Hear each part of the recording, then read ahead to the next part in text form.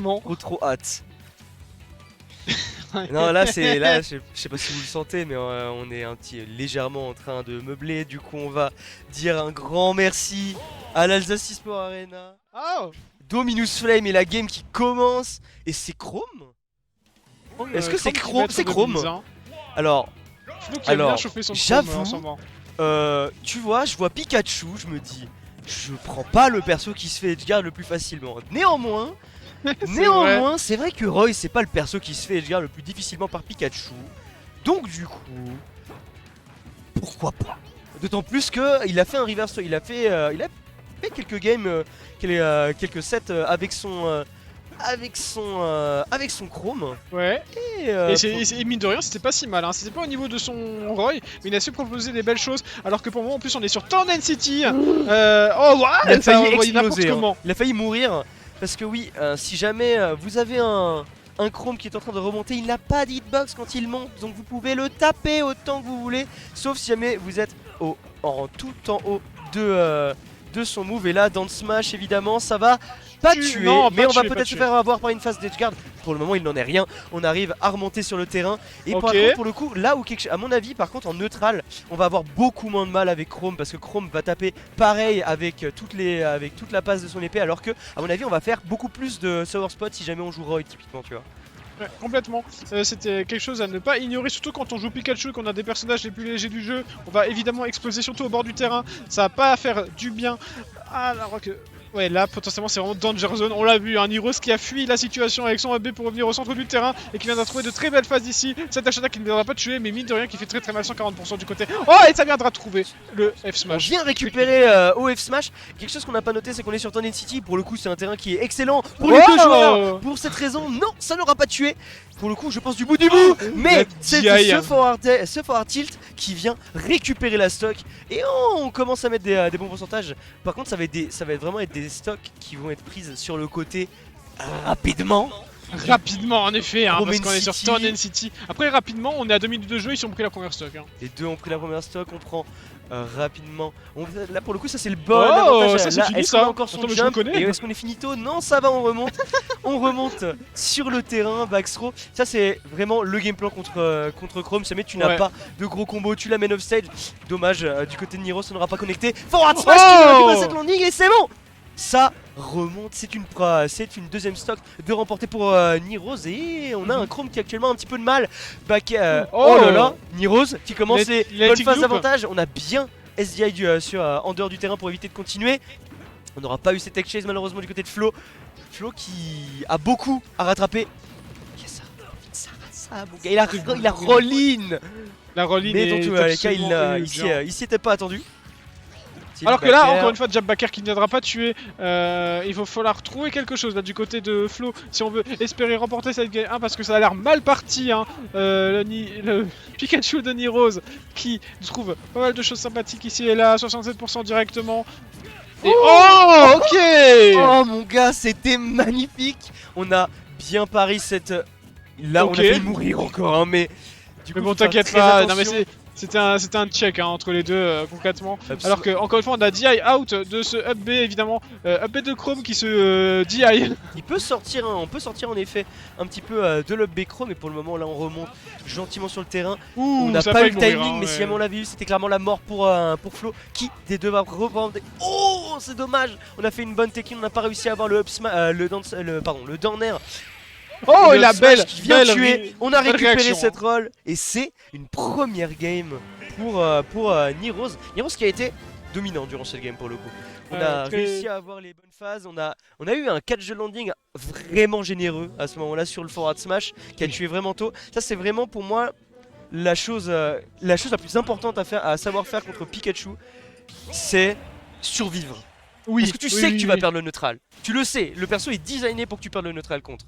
Donc, il faut vraiment pouvoir survivre alors que la game 2 se lance. La game 2 se lance. Évidemment, le caster qui est obligé d'aller...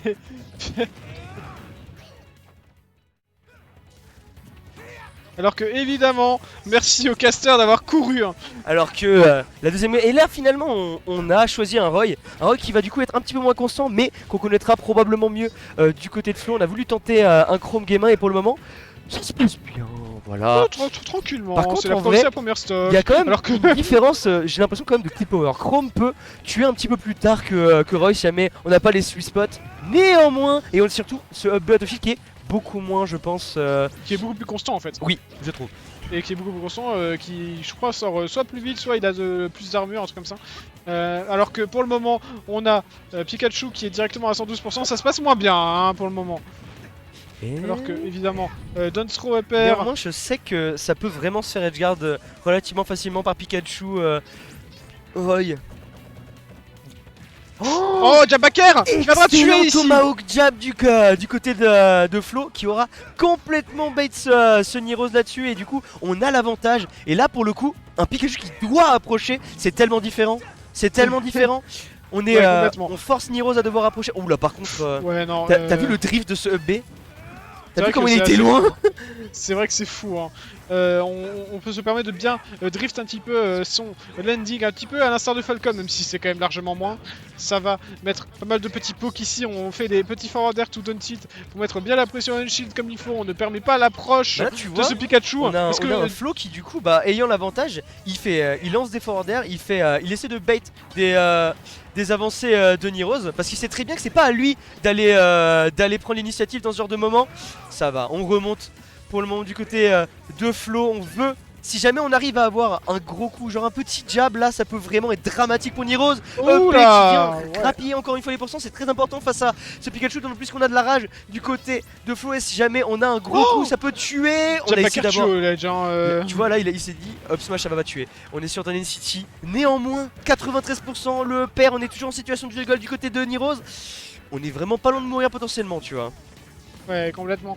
Alors que pour le moment, ok, petit forward tilt qui ne touchera pas, ce sera évidemment répondu avec un back air. On est sur la plateforme de Thunder City, on est un petit peu dans la panade du côté de Flo, mais on a toujours ces stocks d'avance qui fait plaisir. Alors par contre, le ça, carton, tu vois, ça, on en avait parlé, on pouvait avoir un petit peu de mal à toucher Pikachu ensuite sur le sweet spot.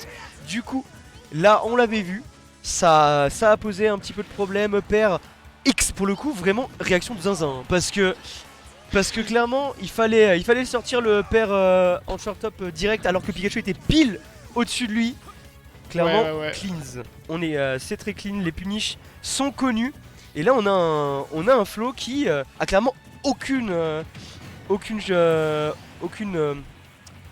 raison d'approcher. Exactement, c'était le mot raison que je cherchais, merci. Aucune raison d'approcher ici dans ce match parce que il a le lead. Par contre, il va quand même falloir faire attention à ça. Il ne faut pas se SD malencontreusement, évidemment. 17%, ça ne va pas ouvrir. Par contre, Jab Père qui va trouver la stock à 167% sur Pikachu. On a beau être sur Thunder City, faut pas déconner, on a quand même 167%, sweet spot du upper. Non, mon gars, t'étais dead, c'est sûr. Voilà, hein, il faut pas abuser non plus. On a du coup toujours cette stock de lead qui fait du bien dans le match-up. Hein. On peut dicter le rythme parce que c'est à Flo de dire, même si là il joue mine de rien un petit peu agressif, ça reste Roy. Hein, alors que là, on va encore mettre toutes ces hitbox qui met un petit peu dans le vide pour conditionner le Pikachu à approcher vers le sol. Bon, ce qui fonctionne pour le moment, on va pas se le cacher. Ou tilt de Roy qui viendra être whiffé ici, c'était un petit peu curieux, mais en même temps ça a touché. Et là pour le coup, là j'ai menti en fait, c'est vrai que là j'ai l'impression qu'on a quand même un Flo qui change complètement de rythme et qui va bien plus approcher ce Pikachu. Et malheureusement pour le moment, ça profite beaucoup plus à Niros. Niros qui arrive à remonter un petit peu au pourcentage, 90%. Il faut faire attention du côté de Medizoflo. Parce que, comme tu l'as dit, il joue un petit peu plus agressif. En fait, je sais même pas si il joue en fonction du lead de stock ou si juste il se dit qu'il a envie de changer de rythme. En fait. Il s'est fait quasiment complètement rattraper. Bon, là pour le moment, il arrive à remonter, il met les pourcentages. Petit back air. Est-ce qu'on va réussir à avoir la phase pour le moment? Niros qui continue, les petits nerf loops, ça va. On reprend que 34%. Mais pour le coup, là, on a un Doflo qui avait été beaucoup plus défensif durant une grande partie de la game. Et au final, quand il a commencé à rapprocher, attention! Non, ça va. On avait pourtant dit in, à mon avis on aurait pu down B du côté de Niros, je pense. Ouais, complètement. Alors que là, c'est terrifiant. Genre vraiment la peur incarnée ici. Ce jab, ce down tilt. Et encore une fois, on n'a pas envie de se mouiller du côté de Niroz. Il reste 1 minute 48 au chrono, il faut quand même le notifier. Et mais là, c'est vrai que j'en parle. Oh là là, c'est trop dommage, c'est trop dommage, il était vraiment à rien d'avoir cette edgeguard Niroz. Niroz qui actuellement a beaucoup... Ok, l'avantage, le T-Jolt qui est vraiment dangereux dans ce match-up. Est-ce qu'on va pouvoir continuer? Parce que là, pour le coup, on a un Niroz qui a complètement remonté la game. Hein. Il a clairement la possibilité de gagner cette game. Est-ce que TheFlow réussit à récupérer cette stock? Pour le moment, non. Pour le moment, on est vraiment... la dash attack il viendra tuer sur le côté. Parce qu'il était bien DI et Niroz qui remonte cette game après un déficit d'une stock en entier. Tant bien que mal, Niroz qui viendra retrouver cette game. Il va à 2-0 là, c'est vraiment huge hein, pour le coup. C'est vraiment huge. Parce que pour le coup, il a perdu avec son Chrome. On s'est dit ok, pas de problème et tout. Pour le coup, je trouve que c'est vraiment plus un problème de game plan. Parce que pendant longtemps durant la game, il avait le bon. Il lançait des hitbox qui faisaient peur à Pikachu. Il allait pas trop in. Malheureusement, ça n'aura pas été gardé tout le long. Et on va... Non, c'est Roy. Je suis sûr que c'est Roy, j'entends Roy. Dans tous les cas, on a mis 34%, on a mis offstage en plus. Ouais, c'est ça. C'est relativement compliqué là du côté de Niroz un tout petit peu, même si on a récupéré l'avantage positionnel. On n'arrive pas du côté de Flo à s'exprimer comme on le voudrait. On est surtout sur un Pikachu qui va un petit peu partout, même si là on se fait grappiller. Encore une fois 70% par contre. Flo qui nous propose quelque chose de très bien ici, avec ces butt of shield qui sont très utiles. On fait beaucoup plus de butt of shield side B, ça ne va pas tuer, on est un petit peu trop loin sur Tunnel City. Mais on commence à faire un petit peu peur sur les 2-frame, on commence à faire un petit peu peur sur beaucoup de... Oh non! C'était trop stylé hein. C'était stylé mais malheureusement le mouvement n'aura pas suffi, on n'aura pas fait le side B qui tue. Néanmoins on aura bien mis quelques bons pourcentages. Le downer du côté de Niroz est très vraiment tenté parce que ça aurait eu énormément de reward par contre là. Dash attack et là pour le coup c'est clairement Flo qui a la meilleure dash attack. On B out of shield. Là pour le coup Flo il faut qu'il fasse comme la game précédente lorsqu'il avait le lead, c'est-à-dire attendre que... Niroz vienne le chercher. Là pour le coup malheureusement ça fait. Il faut faire réellement très attention. Faut pas. Enfin quand je dis il faut que Niroz. Il faut qu'il attende que Niroz vienne le chercher. Il faut pas être passif non plus également. Oui, pour le moment il le joue très. Pour le moment ça joue très bien. 60%, 70% quand même du côté de Flo. Il faut faire attention parce qu'on peut se faire edgeguard. Il faut faire gaffe. Mais néanmoins on a un Niroz qui a pris 60% sur sa deuxième stock. Néanmoins c'était également comme ça durant la game précédente. Du coup rien n'est joué en effet. Ouais, absolument rien n'est joué. Flo qui est très carré pour le moment. On va voir. Faut pas qu'il se fasse comeback comme avant. On le voit ici, il est beaucoup plus solide. Il trouve le backer qui va tuer évidemment sur le bord de Tunnel City. C'était magnifique, petit upper Sour Spot. On a continué la phase d'avantage, on a réussi à avoir le backer, le B. Là malheureusement qui ne sera pas puni du côté de Niroz. Niroz là qui est un petit peu dans la panade. Il est à 2 stocks de retard face à Rage. J'allais dire Chrome mais pas du tout, c'est Rage. Rage Roy qui viendra faire énormément peur à ce Pikachu à 35%, jab F smash on le rappelle, c'est tellement drôle, sauf quand on se le prend. Par contre, encore une fois, ce F smash qui a été sweet spot pourtant je pense, ne va pas tuer hein. Évidemment on est à l'autre côté de Tunnel City, on va trouver quelques petites phases du côté de Niroz mais qui ne permettront pas de tuer. Il faut absolument trouver ce kill là maintenant tout de suite parce que sinon c'est la fin. Loin. Là pour le coup Niroz a vraiment été à un poil de récupérer ce downer. Petit backer non, ça va, on a attendu la tech chase et pour le coup par contre on est vraiment dans une situation assez singulière. Flo il sait très bien que ça sert à rien d'aller chercher, ça sert à rien de foncer parce qu'il sait très bien que Pikachu peut couvrir quasiment tout. Il a attendu que ce Pikachu sorte de la zone et là ça tue hein, Upsro. Non, ça tue pas, ça tuait probablement pas. Et là t'as pas envie de jouer. Là tu vois, moi je te le dis, j'ai pas envie d'être Niroz.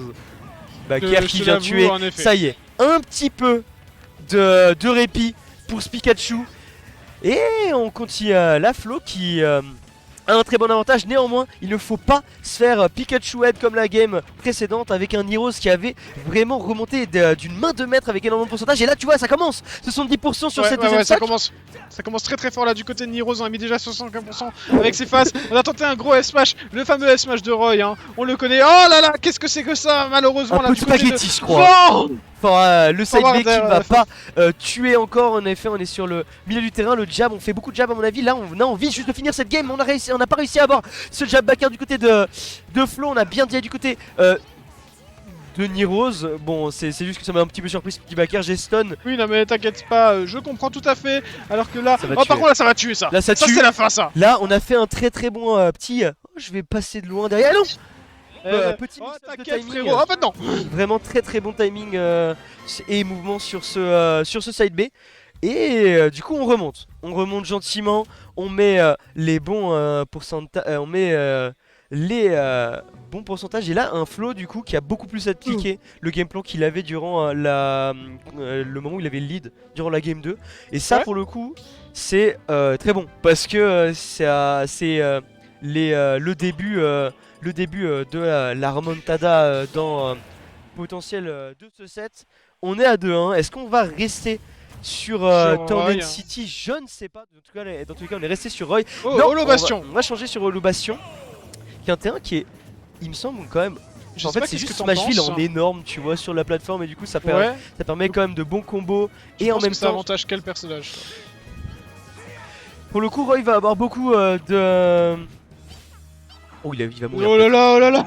Roy va avoir pas mal de reset sur la plateforme. Néanmoins, on va avoir un Pikachu qui va avoir beaucoup de place pour se faire plaisir, en plus de pouvoir bien charge sur la plateforme. Et là, on a un Nirose qui commence la game relativement bien. Néanmoins, contre Pikachu, c'est simple.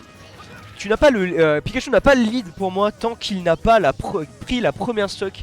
Et pour le coup, tu n'es pas en retard. Bah, du coup, tu n'es également pas en retard si tu n'as pas pris, si tu n'as pas perdu ta stock en premier contre Pikachu. C'est pour ça qu'il faut faire très attention face à ce Roy qui peut avoir beaucoup de pourcentage. Et là, on prend un maximum. Alors, si jamais no, he didn't try Tink for this set. He didn't try Toon Link during the set right now. He only played Chrome and Roy. Yeah. Ok. Bon, on revient au français, on prend les bons pourcentages. Pour le moment, on a un Nirose qui est très solide sur ses appuis, qui applique bien le match-up, qui met des... Alors que pour le moment, on a ce petit... Ok, Donsilt ici qui viendra toujours créer un petit peu d'écart entre les deux personnages. Parce que, évidemment, Roy n'a pas envie de tout le temps se faire combo, n'a vraiment envie de se faire mettre off-stage par le Pikachu. Ce serait des situations un petit peu délicates. Il a juste envie de trouver ce kill à 72%, évidemment. Oh, il faut rester en vie. Ah, dommage. Il a failli à la tâche. La petite dash attack. Du coup là, on est enfin en avantage du côté de Nirose. Nirose qui va pouvoir appliquer beaucoup plus son game plan de jeu défensif, même si là, il utilise beaucoup plus d'overwhelm sur ce flow. Et là, flow qui se fait complètement un petit peu mal accède, hein, malheureusement. Il prend les bons pourcentages. Et Nirose qui, pour le coup, a vraiment...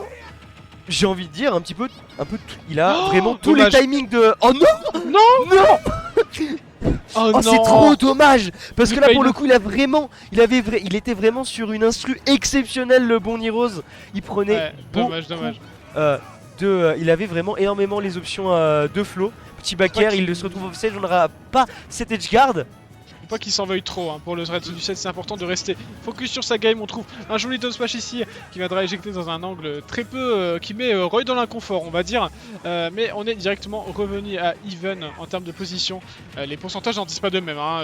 On est encore une fois situation d'edge guard de l'edge trap ici, hein. On va continuer avec son avantage du côté de Pikachu. On trouve très bien ses phases, on ride bien. Par contre le S-Smash. Oh là ça va être puni, forward smash, on met les 53%. Il faut faire très attention parce que là du coup du côté de Pikachu on est contre Edge Roy. Il va falloir faire très attention parce qu'une erreur comme ça, la prochaine c'est fatal pour la souris. Est-ce qu'on va pouvoir remonter pour le moment? Ça va. Nirose qui utilise les move safe, qui ne va pas overcommit. Petit Dashana qui cette fois-là sera bien dia, il laisse la mort. Le Tidjol qui fait très mal en edge guard. Ah, le gimp de Zinzito, c'est compliqué. Oh, ça tue pas. Juste avant ça aurait tué à cause de la rage, mais là pour le coup ça ne tue pas. Et du coup Nirose qui se frotte un petit peu les mains. Nirose qui peut potentiellement gratter un petit peu, mais c'est là pour le moment c'est surtout Roy qui réussit à mettre un petit peu les pourcentages. Est-ce qu'on va pouvoir récupérer? Non, ça va.